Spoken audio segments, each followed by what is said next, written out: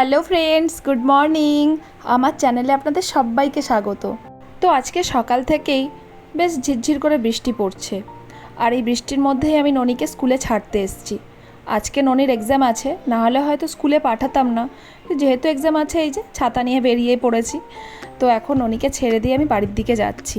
দুদিন ধরে যে হারে গরম পড়েছিল, সেক্ষেত্রে বৃষ্টিটা হয়ে মন প্রাণ একবারে চনমনে হয়ে উঠেছে। আর আমার তো বৃষ্টিতে ভিজতে প্রচুর ইচ্ছে করছিল, কিন্তু ঘরে আবার ছেলেটা শুয়ে আছে, তাই তাড়াতাড়ি চলে এলাম।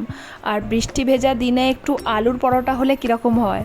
তো আজকে আমি সকালে আলুর পরোটা বানাচ্ছি।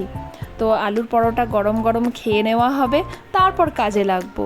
তো এদিকে আমার শাশুড়ি গরম গরম আলুর পরোটা খেয়ে দুপুরের রান্নার জোগাড়জাটি করতে বসে গেছে। আজকে আমি আপনাদের সঙ্গে একটা নতুন রান্না শেয়ার করব। অ্যাকচুয়ালি আমার কাছে তো অনেক নতুন, মানে আমি কখনো এই রেসিপিটা খাইনি। তো এই যে এখন আমার শাশুড়ি এটা বিচে কলা কাটছে। দেখুন এই কলার মধ্যে অনেক দানা আছে, এটা বিচে কলা বলা হয়। তো কলাগুলোকে ভালো করে খোসা ছাড়িয়ে নিয়ে ধুয়ে প্রেসার কুকারের মধ্যে দিয়ে দেওয়া হচ্ছে। এরপরে এর মধ্যে বেশ খানিকটা নুন আর অনেকটা হলুদ দেওয়া হলো, কেননা একটু বেশি করেই দিতে হবে, এরপরে আর হলুদ না দিলেও চলবে সেই জন্য। তো একটু জল দিয়ে শাশুড়ি বলেছিল যে হালকা করে সেদ্ধ করতে, কিন্তু আমার দ্বারা একটু বেশি সেদ্ধ হয়ে গেছে। তো সেদ্ধ হওয়ার পরে একটু ঠান্ডা করে নিয়ে এখন দানাগুলোকে আমার শাশুড়ি ছাড়াচ্ছে। আসলে দানাগুলোকে ছাড়াতেই হবে, না হলে কিন্তু খুব একটা ভালো লাগবে না। তাই সেদ্ধটা একটু কম হলে দানাগুলো নাকি ছাড়াতে একটু সুবিধে হয়। তো এই রেসিপিটা আমার কাছে একেবারে নতুন, ব্যাস আগের দিনে একবার করেছিলাম আর আজকে। তো আমরা এদিকে রান্নার ব্যবস্থা করতে করতেই ননি এসে গেছে স্কুল থেকে। আজকে ওদের স্কুলের আই কার্ড দিয়েছে। তো আই কার্ডে দেখুন নামটা ভুল লিখেছে, মানে ASHMIT হবে, এইচটা বাদ দিয়েছে। তো আমি আবার কালকে স্কুলে যাব। তো এদিকে আমি রান্নায় আবার ফিরে এলাম। দেখুন আমার শাশুড়ি কিন্তু খুব ভালোভাবেই কলার দানাগুলো ছাড়িয়ে দিয়েছে। তো দানাগুলো নাকি থাকলে খুব একটা ভালো হয় না। তো এদিকে আমি কড়া গরম করে নিলাম। তারপরে যেহেতু আমি সর্ষের তেল আর সাদা তেল মিশিয়ে রান্না করি, শাশুড়ি বলে দিয়েছে একটু তেলটা বেশি লাগবে, তো ওই জন্য বেশি দিয়েছি, আমি আরও অনেক কম দিই।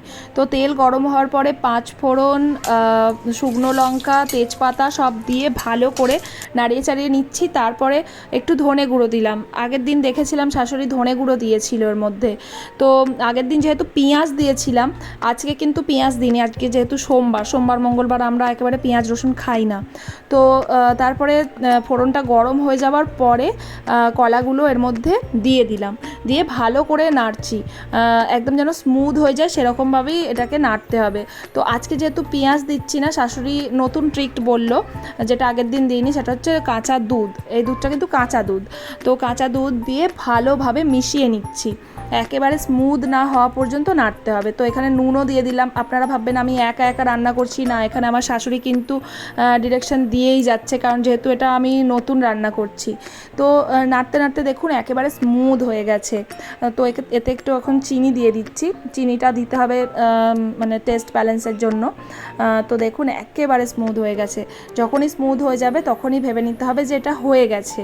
তো আগের দিনে পেঁয়াজ দিয়েছিলাম, তো খুব সুন্দর টেস্ট হয়েছিল। আজকে কেমন হবে জানি না। তো এখন রান্নাটা হয়ে গেছে, এবার পরিবেশন করবার পালা।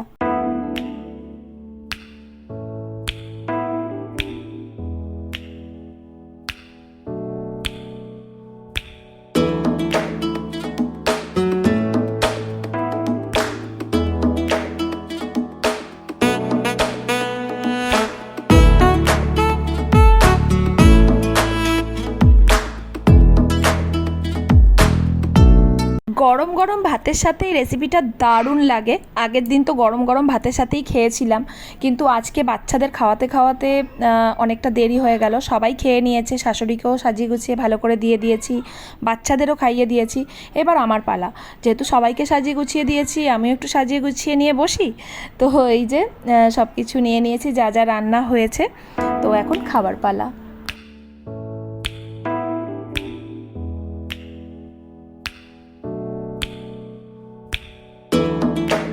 আজকে আমি বানিয়েছি হিংচে দিয়ে আলু ভাতে মাখা, আর হচ্ছে কলমি শাক আর সবজি ডাল, আর এই যে কলার অথেন্টিক রেসিপিটা তো রয়েইছে। তো কলার রেসিপিটা দিয়েই আমি প্রায় অর্ধেক ভাত খেয়ে নিয়েছি।